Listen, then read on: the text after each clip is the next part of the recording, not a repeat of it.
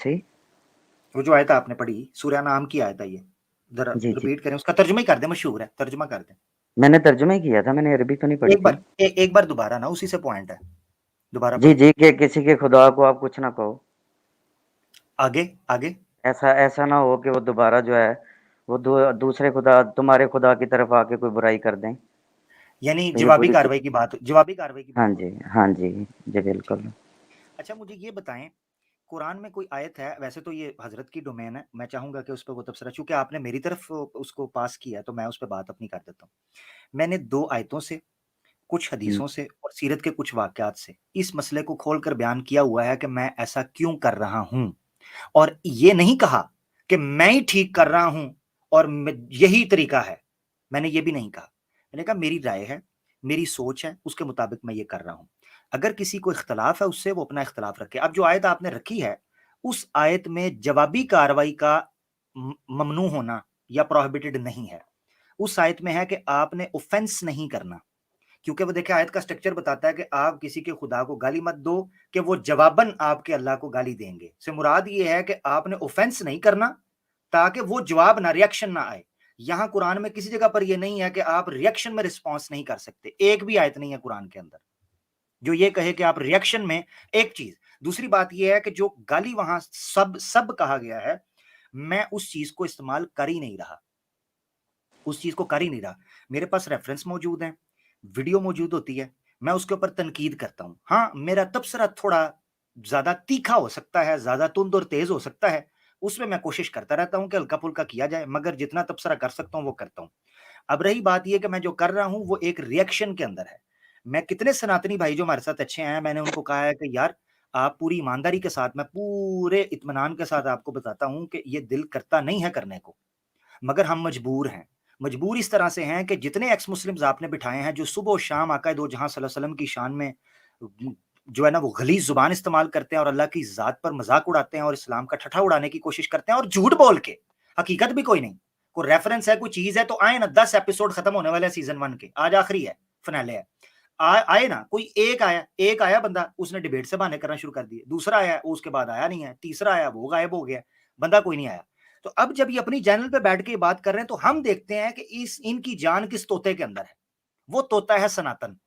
उस तोते की गिची मरोड़ दिया अब हमने। अब इनको पता चल रहा है, अभी आप देखें सारे फॉर्मूले ठीक हो गए हैं। अब ये किसी मुसलमान के इनफरादी अमल को पूरी मुस्लिम कम्युनिटी के ऊपर भी नहीं थोपते। अब ये इस्लाम की आयतें भी कॉन्टेक्स्ट के अंदर फिट होना शुरू हो गई। अब जो है ना नबी पाक सल्लल्लाहु अलैहि वसल्लम की शादियां भी जस्टिफाई हो गई, अब स्लेवरी भी जस्टिफाई हो गई, अब जनाब सारे मामला जो है ना जस्टिफाई हो रहे हैं, अब हमें नजर आ रहे हैं साफ ऑटोमेटिकली। अब हमारे पास एक बंदा, उस दिन मुफ्ती साहब के मेरे पास चैनल पे क्लिप पड़ा हुआ है, बैसाखी क्यों जरूरी है, बैसाखी की मजबूरी है, एक सनातन आया, उस पर जब हमने सवाल रखा था वो आगे कहता है जी वो इस्लाम के अंदर ऐसे, आप समझे ना एग्जाम्पल से, जैसे मुराद ये कहने की है कि जो ये फार्मूला इस्लाम के ऊपर लगा रहे थे हमने टेबल टर्न किया है, अब ये उस चीज के ऊपर आ गए। एक दफा ये सारे सनातनी इकट्ठे होकर ऑफिशियल स्टेटमेंट दे दें नेशनल टीवी को ऊपर आकर कि हमारा एक्स मुस्लिम मूवमेंट के साथ कोई ताल्लुक नहीं है, खुदारा साडी ईमान यूनियन, हमारी जान छोड़ दो, खुदा का नाम है मुफ्ती साहब, हमारी जान छोड़ दें सैम भाई, हमारी जान छोड़ दें कैसर भाई, हमारी जान छोड़ दो सिस्टर्स अलीना वगैरह दूसरी जो सिस्टर्स हैं, तो हम पीछे हट जाएंगे, सिंपल। अच्छा, इस पे मैं कोई छोटी-सी बात कर सकता हूँ? जी जी, छोटी ही करिएगा। देखिए इस पे हाँ, छोटी-सी करूँगा मैं इस पे, द आप पे जो है ना कोई ज़्यादा हैवी इख्तिलाफ़ नहीं किया, छोटा-सा इख्तिलाफ़ है कि अगर ये देखें ना कि जिस तरह की आपने चीज़ें दिखाई, जो लोग उनको मानते हैं वो कितना तैश में आए होंगे ये देख के। हम्म। आए जी जी। होंगे ना तैश में, ठीक है? तो आए वो इसका आए बिल्कुल आए। उसका उसका रिएक्शन भी लोगों ने आपको आके दिया, किसी ने बुरा कहा, ठीक है? किसी ने हाँ इस तो पे एक ठीक है, बात की। तो पहले नहीं कह तो रहे थे ये, दो साल से, मैं सिर्फ मेरी बात सुन, मेरी बात सुन। ये 2 साल से पीछे जो उन्होंने जंगल का कानून बनाया हुआ था सोशल मीडिया के ऊपर, उस वक्त कहाँ थे आप? उस वक्त किधर थे ये? उस वक्त इंसानियत के दावेदार किधर थे उधर? उस वक्त ये न्यूट्रल सनातनी किधर थे? उस वक्त ये शिकायती टट्टू कहाँ थे जो हजरत की स्ट्रीम में आके उनको तंग करते हैं, कैसर भाई की स्ट्रीम में आके उनको तंग करते हैं? अभी मुझे पता चला एक और स्ट्रीम में भी जाके कह रहे हैं जी आमिर हक को चुप करा लें, आमिर हक को फलाना करवा लें, ये बहुत ज्यादा बोल रहा है। उस वक्त कहाँ थे? हम इनसे कहते रहे, साहिल है ना इनका सबसे बड़ा चैंपियन बना हुआ है, उसको भी चैलेंज की दावत दी हुई है, वो भी भगौड़ा। उसको कहा गया कि तुम एक ऐसे बंदे को अपने साथ बिठाकर प्रोग्राम करवा रहे हो जिसकी जुबान में सवाए गाली के और कुछ भी नहीं है। तनकीद क्या करनी है? गाली गलौज, तौहीन के और कुछ भी नहीं है। वो हमारे मुसलमानों के दिलों को छल्ली कर रहा है, रेफरेंसेस से नहीं, सच बात से नहीं, झूठ से, गलाजत से छल्ली कर रहा है। अब भुगते, अब क्या कर सकते हैं? अब आके प्रेशर करते हैं हजरत। अच्छा वो एक दिन आया, वो मीसना, वो सारा कूड़ कबाड़ अपने चैनल के ऊपर इकट्ठा करके गुस्ताखियां करवाता है, और उस दिन कैसे भाई की स्ट्रीम में आके कह रहा है आप क्या कहना चाहते हैं आमिर हक, कैसी बात करते हैं, आप क्या कहना चाहते हैं? ओ भाई आप हमें क्यों पूछ रहे हो? यही तो हम आपसे पूछ रहे थे 1.5 साल से। अभी तो 2-3 महीने हुए हैं गिनती के। ये कितने, कब से चैप्टर शुरू हुआ है? सैम भाई कब से यूट्यूब पे एक्टिव हुए हैं? हमने, हजरत तो अभी प्रोग्राम ही नहीं, हजरत तो न्यूट्रल टॉपिक्स पे बात कर रहे हैं। कैसर भाई न्यूट्रल टॉपिक्स पे बात कर रहे हैं, वो तो कर ही एकेडमिक काम रहे हैं। तनकीद तो की ही 2 बंदों ने है, लेडीज में से है तनकीद। अभी से छक्के छूट गए, अभी कह रहे हैं जी कोई ना जाए, मैं दिखाऊंगा अगली चैनल के ऊपर वीडियो अपने प्रोग्राम में। अभी हाथ जोड़ के ऐसे कह रही हैं ये सनातन औरतें, कहती हैं कोई ना जाए वहां, प्लीज कोई ना जाए। तो ना आए, यही हम मुसलमानों को कह रहे हैं कि वहां ना जाएं, हमें को शौक है। अच्छा चलें, अल्लाह हिदायत दे, सबको हिदायत दे इस बारे में। मेरा एक सवाल है, तो उसका जवाब आप देना चाहेंगे कि यासिर साहब देना चाहेंगे कि सैम भाई? चलें सवाल की नोयत से मैं चाहता हूं कि हजरत, चूंकि आप कह रहे हैं कि आप मैं शक में हैं, सवाल ये चूंकि आज मुझसे के रिलेटेड टॉपिक था। से तो नहीं जी है, जी थोड़ा-सा हट के है। मैं जो है वो हदीसों को एक्सेप्ट नहीं करता, तो क्या ये मैं गलत करता हूँ कि सही करता हूँ? ठीक है, हाँ ये हजरत की डोमेन है, ये उसमें एक्सपर्टीज उनकी है। हजरत ये कह रहे हैं आप इनकार हदीस। जी आप मुतलकन ये कहते हैं कि मैं किसी हदीस को नहीं मानता और हदीस शरीयत की बुनियाद नहीं हो सकती, नहीं, या कुछ को आप मानता कुछ को मानते हैं? हूँ। जी। किन हदीसों को, यानी मेयार क्या है? लेट्स सपोज़ कि जैसे एक हदीस है, हज़ूर सल्लल्लाहु अलैहि वसल्लम ने कहा कि मेरी वो हदीस जो कुरान के साथ टच ना हो, ठीक है, उसको ना लिया जाए। कोई ठीक है, ऐसी तो जो हदीस की मिसाल है कि जो कुरान से टच नहीं हो रही? जी, ऐसी बहुत सारी हैं, जैसे मसलन हज़रत सल्लल्लाहु अलैहि वसल्लम की पूरी फैमिली के बारे में कुरान में नहीं बताया गया, ठीक है? नहीं, हज़रत कुरान इब्राहीम में नहीं अलैहिस्सलाम बताया गया, ना बताया जाना कुरान के अपोज तो नहीं हो रहा ना। नहीं, तो फिर आप इसको एक कंप्लीट किताब नहीं समझते, कुरान को? नहीं, मैं ये कह रहा हूं कि किसी चीज का अकली बुनियादों पर देखें ना, कि किसी चीज का कहीं जिक्र नहीं है, तो नहीं, तो क्या? अक़ल इस्तेमाल करने का भी तो कुरान में कहा गया ना अच्छा कि मेरी इसकी बात अक़ल सुने, इस्तेमाल पर करें। हैप्पी भाई उनको बात मुकम्मल रखने दें। आपने सवाल जी, किया जी। था ना, अच्छा, या सॉरी, तो आप सॉरी, कहें मैं बहस के लिए आया हूं, तो फिर हम सॉरी, आपको 2-2 मिनट, आप सवाल किए जवाब सुन लें जरा। अगर सॉरी, किसी सॉरी। चीज का कहीं कोई जिक्र नहीं है, तो क्या हम ये कहेंगे कि ये यानी हदीस कुरान से अपोज करती है अगर कोई चीज कुरान में मौजूद नहीं है? यानी आप ये तो कह सकते हैं कि कुरान कुरान पर ज्यादती हुई है, ज्यादती का मतलब यानी एडिशनल इंफॉर्मेशन हदीस ने दी है, लेकिन आप ये नहीं कह सकते कि कॉन्ट्रडिक्शन हुआ है। रसूलुल्लाह सल्लल्लाहु अलैहि वसल्लम की जो वो हदीस है, मैं ये कहता हूं कि आपने उस हदीस को ही क्यों माना? हो सकता है कि वो हदीस भी गलत हो सकता है किसी ने गढ़ दी हो। जी बोले भाई। मैं बात करूँ? जी फरमाइए। जी जी अच्छा, मैं सिर्फ़ ये कहना चाह रहा हूँ कि देखें, जिस तरह हदीसों में लिखा हुआ है कि हज़रत इब्राहीम अलैहिस्सलाम की उन्होंने 2 बीवियाँ वहाँ पे बताई, ठीक है? जबकि कुरान में 1 बीवी बताई गई है। तो ये कितना बड़ा कॉन्ट्रडिक्शन है। चलो चलो। मैं देखिए, मैं बता आपसे आपसे मैंने जो बात कही वो ये कि एक चीज का जिक्र मौजूद नहीं है, तो क्या वो चीज मौजूद नहीं है? जी, बिल्कुल ना, क्योंकि कुरान तो यही बता रहा है ना कि यानी जो भी यानी किसी यानी साथ अदम जिक्र अदम वजूद की दलील है, ये आपके नजदीक समझ में आया मेरा इस्तिदलाल? देखें, मैं बात कर सकता हूँ अगर मौका दे नहीं, तो मुझे? मेरे सवाल का जवाब दीजिए। आपके नजदीक अदम जिक्र अदम वजूद की दलील है, राइट? जी, अदम ज़िक्र और अदम वजूद को आप किस तरह लेते हैं? मैं आप उसको थोड़ा मुख्तलिफ लेता हूँ। चलिए मैं मुख्तलिफ आपसे लेते हैं। चलिए मैं आपसे जी सिंपल सवाल करता हूँ। आपने जिस हदीस को कहा कि मैं इस हदीस को मानता हूँ, इस हदीस को क्यों मानते हैं? किस हदीस को? आपने कहा ना कि जो हदीस कुरान से टकराए उसको मत जी, मानो, वो मुझे उसको उसकी रिजेक्ट मुझे करो। समझ आई ना, उसकी ये समझ आई कि कोई भी हदीस, जिस तरह मैंने आपको ये दूसरी मिसाल दी कि ये बात हदीस में लिखी है जबकि कुरान पे नहीं है, मैं इसको रिजेक्ट कर दूँगा, क्योंकि मुझे ये मान लें अगर वो हदीस जो है वो झूठों ने गढ़ी हो और ये साबित हो जाए, फिर कौन-सी? वो जो आप हवाला दे रहे हैं जिस हदीस का, जिसको आप मानते हैं, मान लें अगर वो मौजू हो, फिर क्या करेंगे? तब भी मानेंगे? नहीं, तो नहीं मानूँगा ना, क्योंकि अच्छा, कुरान में ऐसा ठीक ठीक है। तो आपने इसका मतलब सनद की बुनियाद पर उस हदीस को आप रिजेक्ट कर सकते हैं अगर ये साबित हो जाए। तो जो हदीस फिर सनद की बुनियाद पर सही साबित हो जाए उसको क्यों नहीं लेंगे भाई? सनद किसको कह रहे हैं आप मतलब? लो यार, बहुत अच्छे, बहुत अच्छे। यानी आप मैं हदीस तो का इनकार, ये मैं एक बात बताता हूँ नाज़रीन के लिए। जी, मैं एक बात बताऊँ, मैंने ना हज़रत अपनी ज़िंदगी में जितने मुनकरीन हदीस के साथ बहस किया ना, वल्लाह, बिल्लाह, तल्लाह, हदीस के उसूलों से नावाकिफ़ और नाबलद हैं। जी। इनकार मैं करते हैं। अच्छा, हम जो बात कर रहे हैं ये तो हदीस के उसूल भी नहीं है, तो बिल्कुल एकदम हुँ, कॉमन सेंसिकल बातें हैं। यानी हुँ, मैंने देखें आप क्या नाम है आपका, परहापी क्या नाम है? तो मैं हैप्पी कैट। आपसे सिर्फ जी, मैं आपसे सिंपली मैंने ये अर्ज किया बिल्कुल एकदम यानी आसान अल्फाज में कि आपने एक हदीस को कोट किया कि मैं इस हदीस को मानता हूं। मैंने आपसे पूछा क्यों मानते हैं? आपने कहा कि जी मुझे इसलिए कि ये सही लग रही है। मैंने कहा भाई सही लगना तो मेयार नहीं है। हम अगर ये मान लो साबित हो जाए कल को कि ये हदीस मौजू है, मौजू तो समझते हैं ना? जी, जी। अच्छा, तब आप इस हदीस को मानेंगे? आपने कहा नहीं मानूंगा। तो अगर ये साबित हो जाए कि कोई हदीस मौजू नहीं है तो आप उसको क्यों नहीं मानेंगे? अगर उसका मौजू होना न होना ही मेयार है, आपकी अकल मेयार नहीं है, फिर आपने खुद ही इस बात का इकरार कर लिया कि मेरी अकल मेयार नहीं है, अगर ये हदीस मौजू होगी तो मैं नहीं मानूंगा। तो फिर अकल को रखिए साइड में, फिर बात करेंगे कि हदीस की जो सनद है, यानी जिन बुनियादों पर ये फैसला होता है कि हदीस सही है, ज़ईफ है, मौजू है, क्या है, हम फिर उस बुनियादों पर बात करेंगे। सिंपल सी बात है।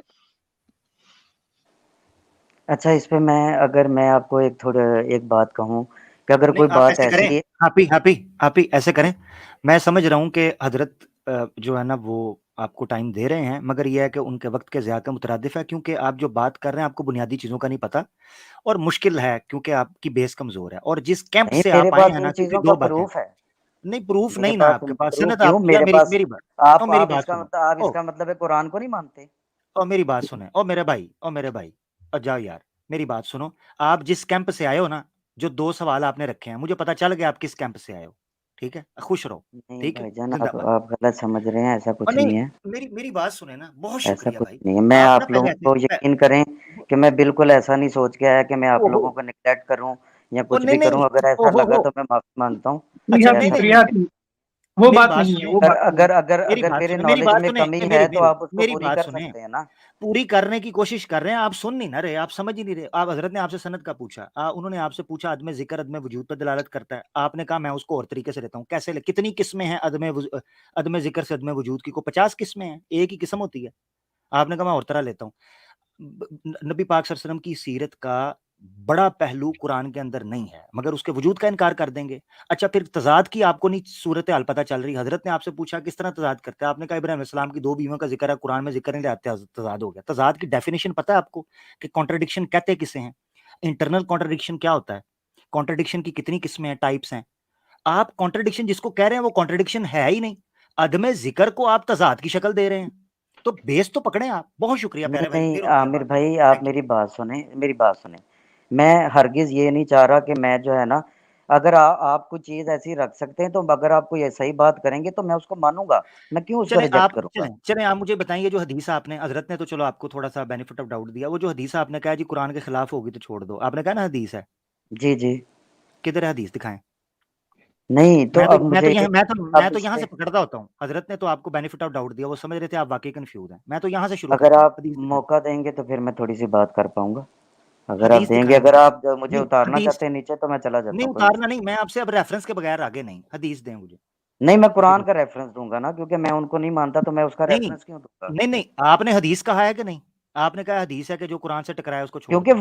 वो बात मुझे अच्छी लगी ना, जिसने भी लिखी वो नहीं, मुझे अच्छी लगी। तो हदीस है, आपने हदीस कहा उसको। अगर मुझे किसी और किताब से भी कोई बात अच्छी लगती है तो मैं उसको ले अच्छा, लेता हूँ। अच्छा, अब लेकिन सुनो मैं ज़रा, उस पे सुनो ज़रा, हाँ, जी, हाँ, सुनो। अब आपकी डेफिनिशन के मुताबिक तज़ाद दिखाने लगा हूँ। आपको जो बात अच्छी लगी है वो तो कुरान में है कोई नहीं, तो कुरान से हो गया तज़ाद, इसलिए आपकी बात अब में हो गया सुने, तज़ाद। अब मैं इसको 1 डिफाइन मिनट, करता हूँ ना मैं आपको। मैं डिफाइन करवाता हूँ आपको, अगली बारी डिफाइन, थोड़ा-सा पढ़ लें। टाइम नहीं हम वेस्ट करते होते, कोशिश करते हैं कि काम की बात हो ज़्यादा से ज़्यादा, ठीक है? सनातनी मौर्य को ले लेते हैं फाइनली। सनातनी मौर्य, कैसे हो भैया? हाँ जी, सभी को सलाम, नमस्ते, क्या हाल-चाल है? धन्यवाद। आए कि ना आए? बताओ ज़रा। क्या चीज़? अजाब? मौर्य, बाहर आ जा यार, बाहर आ जा। अच्छा अरे यार ये बताया, मेरे स्ट्रीम्स हमेशा निकाल देते हैं, रेफरेंस लेते नहीं यार, फिर कहते नहीं हो कि देखिए, भाई आता नहीं है, सनातनी मौर्य भाई, मौर्य भाई आप स्टार्ट करने से पहले मैं आपको आता यही नहीं आता बताना उसको चाहता निकाल देते हो। हूँ, मौर्य भाई आपको मैं यही आपको मैं बताना चाह रहा हूँ, स्ट्रीम स्टार्ट करने से पहले, आपसे गुफ्तगू स्टार्ट करने से पहले आप सुनिए भी और बोलिए भी, ये स्मूथ वे में जा सकती है स्ट्रीम। अगर नहीं तो फिर भी आप पता है क्या आने वाला है, कंटिन्यू करिए प्लीज। ठीक है पब्लिक भाई, को भी आप पता, अपने आप नीचे अल्लाह नीचे मान लिए कमेंट्स देखो, बता दे सकते हैं। मोरिया कमेंट्स देखो, सारी पब्लिक को पता चल गया क्या आना है। देखो जरा कमेंट्स की लाइन देखो, सबको पता है, सब समझते हैं यहाँ, पब्लिक को पता है कि जब हम आपको निकालते हैं ना, उसके पीछे एक वजह। अभी ये भाई को निकाला ना, ये तो कुरान को मान के चल रहा था ना, निकाल दिए, क्यों टाइम वेस्ट कर रहा है। मोरिया मेरी बात सुनो, हमारे लिए हमारा वक्त बहुत कीमती है। जहां लगेगा कि बहस बराए बहस हो रही है, डिस्कशन नहीं है, कोई फ्रूटफुल थॉट नहीं है, टाइम वेस्ट हो रहा है, चाहे हमारी तरफ से हो चाहे आपकी तरफ से। सिंपल। ठीक है जी आगे बढ़ते हैं जी। हाँ जी, ये एक तो 2-3 चीज ऑब्जेक्शन है। पहले तो आप नियोग दिखा दें मुझे वेदा से, ठीक है, या फिर आप गीता से दिखा दें। अब कहें कि वेदा और गीता की बात, शायद हमारे अभी यासिर नदीम मुफ्ती साहब आए हैं, पूछते हैं क्यों मानते हैं भाई।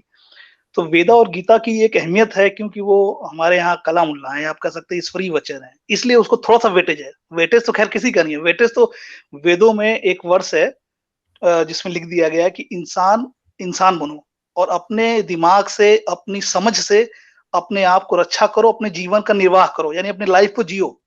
अपने जो भी कुछ स्क्रिप्चर्स में लिखा है अपार्ट फ्रॉम दैट, वो वर्ष नंबर में आपको देता हूँ, ऋग्वेद में लिखा है। मोरिया यहीं रुक जाते हैं, बड़ा हाँ अच्छा पॉइंट आ गया, सॉरी, अच्छा पॉइंट आ गया।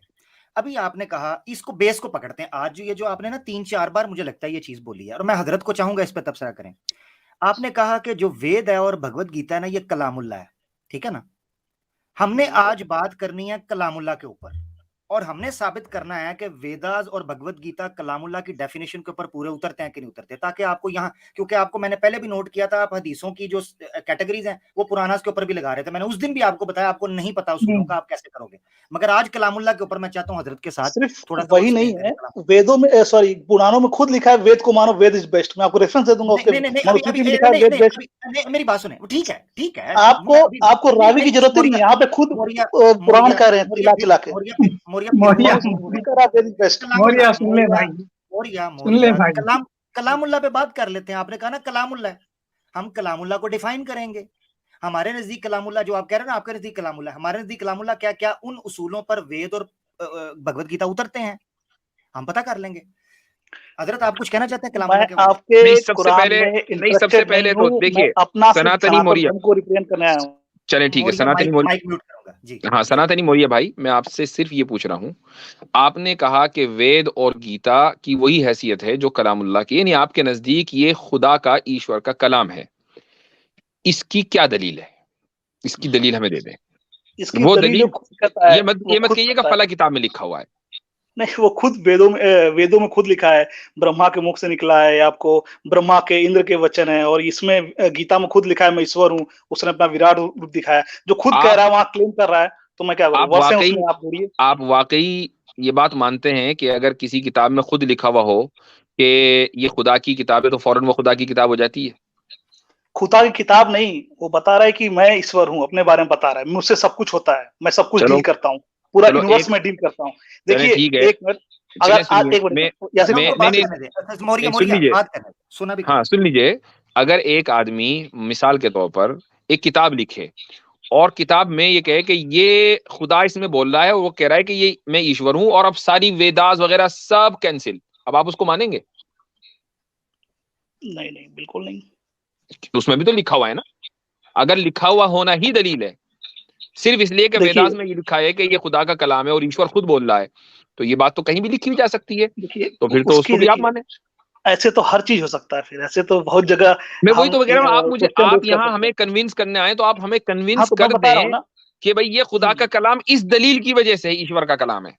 मैं बता रहा हूँ, पहली बात तो ये, जो अगर आप देखिए, पहली बात जो बताता है, फर्स्ट ऑफ ऑल जो बताता है बुक या गुरु, यहाँ तो आपको गुरु को भी कहा गया है कि आप अगर हमारे यहाँ कि गुरु गोविंद दो खड़े, आपको गुरु ने ईश्वर के बारे में बताया।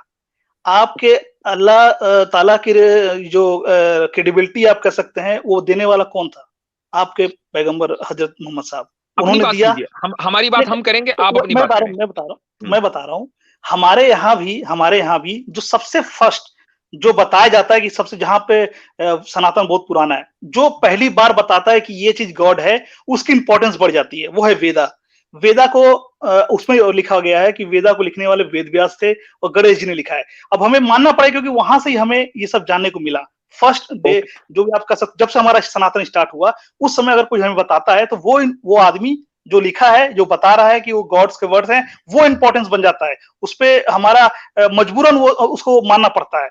अगर आपको ये शायद अगर नहीं बताते आपके मोहम्मद साहब की अल्लाह का ये जो भी है कुरान जो कल में आया है, तो वो फिर खैर आप नहीं जानते। तो ये इस वजह से उसकी इंपॉर्टेंस बढ़ जाती है। वो वेदा था, वो पुराण नहीं था, वो मनुस्मृति नहीं थी, वो वेदा था। और फिर बाद में गीता। मौर्य भाई ठीक है, एक सेकंड मौर्य भाई, आप बोल रहे हैं कि वेद व्यास ने वेदास लिखा, महाभारत और पुराना किसने लिखा?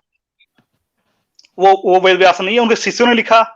बहुत सारे जेमिनी है, वैशंपायन है, जेमिनी है। अब नेट पे डाल दीजिए कि पुराने कौन लिखे। और पुराणों में तो खैर बहुत सारी कहानियां आदमी ने जोड़ दी है। एक मिनट, वेद व्यास ने कंपोज नहीं किया इसको, लिखा नहीं।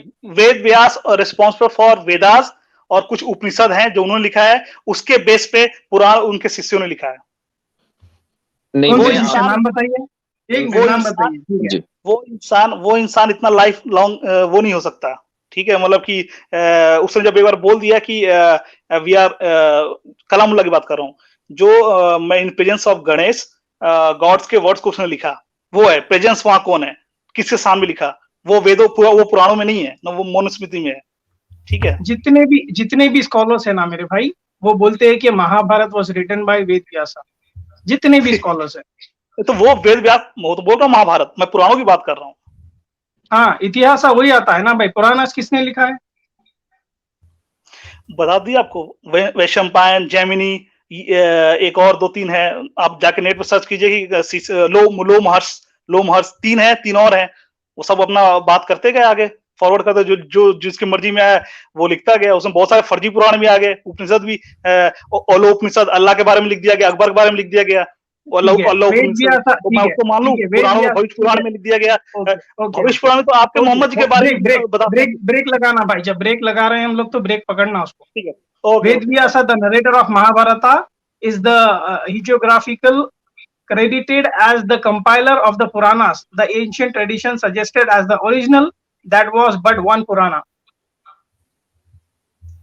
पुराणों के बारे में तो अब ये भी नहीं कह सकते कि पुराण पूरे लिखे हैं उसने। अब ये आप इंश्योर कर सकते हैं? तो ये बताइए कितने लिखे, वो तो नाम बताओ ना, कितने लिखे हैं वेद व्यास ने? अरे कुछ है ही नहीं उसका एविडेंस, किसने लिखा? उसके तो शिष्यों ने, उनके जो मतलब कि जो उनके जो आगे जो पीपल थे, वो सब ने लिखा उन्होंने। सब नेट पे देखिए, कोई कंप्लीट पुराण कंप्लीट भी नहीं हुई, उसको बाद में आके उन्होंने लिखा। फिर किसी ने पुराण, इसी तो पुराण आपको ऑथेंटिक नहीं है। ठीक है मौर्य भाई, अभी आप क्रेडिबिलिटी के ऊपर बात कर लीजिए मुफ्ती साहब से। चलिए, मैं आपसे 2 बातें कहूंगा। पहली बात, आपने जो ये बात कही ना कि हमें पता ना चलता अगर रसूलुल्लाह सल्लल्लाहु अलैहि वसल्लम हमें ये ना बताते कि अल्लाह का कलाम है, ये एक हद तक तो सही है कि जाहिर है कि रसूलुल्लाह सल्लल्लाहु अलैहि वसल्लम उस कलाम को लेकर आए, तो अगर वो ना लाते तो हम तक ना पहुंचता। लेकिन कुरान करीम विद इन बाई इटसेल्फ ये ऐलान करता है कि इस जैसी किताब प्रोड्यूस नहीं की जा सकती, इसलिए हम इस कुरान करीम को अल्लाह का कलाम मानते हैं। ठीक है, तो हमारे पास 2 स्टैंडर्ड हैं। पहला स्टैंडर्ड है रसूलुल्लाह सल्लल्लाहु अलैहि वसल्लम का हमेशा सच बोलना, और ये साबित न होना कि आप सल्लल्लाहु अलैहि वसल्लम ने कभी कोई मेजर सिन या माइनर सिन किया हो। ठीक है, पहला स्टैंडर्ड तो ये है कि आदमी सच्चा है। दूसरा स्टैंडर्ड ये है कि जो पेश कर रहा है वो इतना पक्का है कि उसके अंदर कोई झोल नहीं है। ये 2 पैमाने कॉमन सेंसिकल पैमाने हैं। क्या इन 2 पैमानों के ऊपर आपकी वेदास उतरती हैं या नहीं? पहला मेरा क्वेश्चन ये है। दूसरा क्वेश्चन ये है कि वेद व्यास जिनके बारे में आप ये कह रहे हैं कि उन्होंने वेदें लिखी हैं, उनकी तारीख पैदाइश क्या है? जरा सा ये आप हमें बता दें। नहीं भाई, इनका कोई सनातन धर्म कब से स्टार्ट हुआ इसे एग्जैक्ट आपको नहीं पता, तो आप क्या बता सकते हैं लिखने वाले? अब पूछेंगे भगवान का क्या पैदाइश है, भगवान कब से, कोई बता सकता है? मैं पूछता हूँ नहीं, ये गलत आप कह रहे हैं, गलत आप कह रहे हैं। चूंकि भगवान की तारीख पैदाइश के बारे में बात नहीं हो रही है, ना कोई सवाल कर रहा है। वेद व्यास को आप इंसान मानते हैं या नहीं मानते? बिल्कुल इंसान था। तो भाई जब इंसान थे तो पैदा भी हुए होंगे, पैदा हुए होंगे तो मालूम होना चाहिए कब पैदा हुए। जब आपको ये मालूम नहीं है कि वेद व्यास कब पैदा हुए, तो एग्जैक्ट कब पैदा हुए हैं, तो हम ये कैसे कह सकते हैं कि, सुन लीजिए मेरी बात, हम ये कैसे कह सकते हैं कि इंसानियत को ईश्वर ने जो एक कलाम दिया है वो वेदास दिया है, सबसे पहला कलाम, ये कैसे कह सकते हैं? भाई अब सनातन धर्म पुराना है, और मानते ना, सच्चाई के दो पैमाने जो मैंने बयान किए हैं वो उन पैमानों के ऊपर उतार के दिखाएं वेदास को। वो हमारे यहाँ एक नहीं, आपके यहाँ 1-2 होंगे, हमारे यहाँ 10-50 हैं, कह दो दिखा दूंगा। चलिए उन 10-50 में से 2 बता दीजिए मुझे, उन 10-50 में से 2 बता दें, लेकिन कॉमन सेंसिकल होने चाहिए, कॉमन सेंसिकल होने चाहिए। 2 बताएं मुझे 10-50 में से। अगर इंसान के इख्तियार में होता कि वो यूनिवर्स बना सके तो मैं बताइए मुझे, इंसान अगर बना सकता है तो। बात हो रही है वेदास की, बात कर रहे हो यूनिवर्स की यार, वही तो बोल रहा हूं, गॉड ने कहा, हमारे वेदों में गॉड ने कहा कि मैंने ब्रह्मांड बनाया, मैं परम ब्रह्म हूं, तो मैं किसको बोलूं अब? भाई मैं उसको मेरे भाई सुने, ठंड रखकर बहुत इसको सुने। आपने खुद कहा कि कल को अगर आपको कोई किताब मिले जिसमें ये लिखा हुआ हो कि मैं यूनिवर्स हूं, मैंने यूनिवर्स बनाया है, ये वेदास वगैरह सब बेकार चीजें हैं, आप उसको नहीं मानोगे, ठीक है? लेकिन आप उसी उसूल पर, अगर वो कहेगा कि मैंने बनाया, अगर वो कहेगा मैंने बनाया तो मैं बिल्कुल नहीं करूंगा, वो इनकार कर दूंगा। सुन लो भाई, सुन लो ना यार, ईश्वर ने बनाया। आप खुद ही कहते हो कि वेदास में ईश्वर बोल रहा है। भाई कोई किताब आपको मिल सकती है ना, कोई किताब आपको कल को मिल सकती है जिसमें ईश्वर खुद बोल रहा हो, ये कह रहा हो कि वेद झूठी है, आप नहीं मानोगे। तो उसी मेयार को सामने रखकर आप वेद को जज करें। आपके पास, आपको मैंने सिर्फ 2 पैमाने दिए हैं। वेद ने दुनिया को चैलेंज दिया है कि इस जैसा कोई कलाम नहीं ला सकते। इसी तरीके से जिसने वेद आपको दी है, जिसने पूरी दुनिया को वेद से इंट्रोड्यूस कराया है, उसकी अपनी जाती अखलाकी मोरालिटी कैसी है, मुझे ये 2 बातें बता दें तो हम मान लेंगे। यासिर साहब देखिए, बता रहा हूं, अगर हमारे सनातन धर्म से पहले अगर कोई ये बताता कि ईश्वर है, उसने क्रिएट किया है, ईश्वर के बारे में कुछ भी बताता A to Z, जो ईश्वर के जो उसके पावर्स क्या है, उसको क्या कर सकता है, तो फिर उसको बोलते हैं भाई हाँ यार, हमसे पहले उसने आया तो उसकी क्रेडिबिलिटी ज्यादा। आपको ये कैसे कुरान बाद में आया, कुरान ने वही बोला है जो पहले के लोग बोले हुए हैं। चलिए रुक जाइए, आपको ये कैसे पता कि आपकी वेदास सबसे पहले आई, जब आपको वेद व्यास की तारीख पैदाइश नहीं पता? अब किसी की अगर डेट ऑफ बर्थ नहीं पता, इसका मतलब कि वो कल पैदा हुए, आज पैदा हो रहा है। भाई कुछ तो पता होगा, 2000 साल, 3000 साल, 400, 500, कुछ तो पता होगा। मैं भी 1% में कह सकता हूँ, वेदा हमारे बहुत सारे लॉस हो गए, उसमें मेंशन भी हो, माइट भी। हम ये थोड़ा सा हमारा ये है कि हमारे वेदास मिले नहीं पूरे। आपने इस यकीन से कैसे कह दिया कि वेदास सबसे पहले आया? ठीक है, पहली बात आपके पास यकीन नहीं है, पहला पॉइंट ये है। दूसरा पॉइंट, जो चीज सबसे पहले आए वो कभी कैंसिल नहीं हो सकती, इस बात की क्या दलील है? नहीं, कैंसिल की बात नहीं कहा हमने, ईश्वर के बारे में बताया, वही सब बता रहे हैं जो हमारे सनातन धर्म बताया, वही आपका कुरान बता रहा है, वही बाइबल बता रहा है, वही सब बता रहा है। एक मिनट हजरत, आप ये सवाल पहले कौन आया, आप ये नोटिस कीजिए, पहले कौन आया यार? एक मिनट सुन लो हजरत, आप यही पूछ रहे हैं कि वेद कब आए? जी, इसकी डेट क्या? ये क्या कह रहे हैं, नहीं बता रहे। हम 2 चीज, हमने 2 सवाल रखे हैं, बल्कि 3 सवाल रखे हैं। वेद कब आए, मैं हमेशा ये पूछता हूँ सारे, और आज तक मुझे कोई हिंदू ऐसा नहीं मिला जो इसका जवाब दे सके। मेरा एक उससे अनिल आर्या से, अरे यार कहाँ जवाब दे रहा हूँ, अनिल आर्या से मेरी डिबेट हुई थी 3-4 साल पहले, इसी डिबेट के ऊपर, इसी बात के ऊपर वो आखिर तक के हकलाता रहा। मैंने उससे सवाल किया, भाई देखो वेद कब आए, कैसे आए, कौन लाया? हम आप ये सवाल हमसे अगर करेंगे ना तो आपको हम कहेंगे आपका ये सवाल बिल्कुल जस्टिफाइड है। कुरान कब आया, कैसे आया, कौन लाया? 3 सवाल है ना, बुनियादी सवाल है, कोई इसमें कोई गलत वाली बात तो है नहीं। आपके पास इन सवालों का जवाब होना चाहिए, क्यों नहीं है? ठीक है। स्वामी दयानंद सरस्वती साहब ऋग्वेद आदि भूमिका के अंदर लिखते हैं, ये कहते नहीं सबसे पहले हुआ 1,96,08,52,976 बरस गुजर गए हैं वेदों पे, और अब 15वां चल रहा है। ठीक है जी, और अब सॉरी 15वां जो है, सॉरी ये पॉइंट है, सॉरी ये 1,96,08,52,976 बरस जो गुजर रहा है, और इतने ही साल इस मौजूदा गल्प की दुनिया को हुए हैं। 1 अरब, ठीक है। अब 1 अरब ये कह रहे हैं, और साइंस आज कहती है स्टैब्लिश साइंस से मुराद ये है कि जो रिसर्च कॉस्मोस के अंदर कर सके, वो कहते हैं कि ऑलमोस्ट 4 अरब साल इस प्लेनेट को हो चुके हुए हैं। 4 अरब, 3.5 कुछ कहते हैं, कुछ 4 बिलियन कहते हैं। टोटल जो यूनिवर्स है उसके बारे में कहते हैं जी 14 अरब साल, 13.89 बिलियन ईयर्स।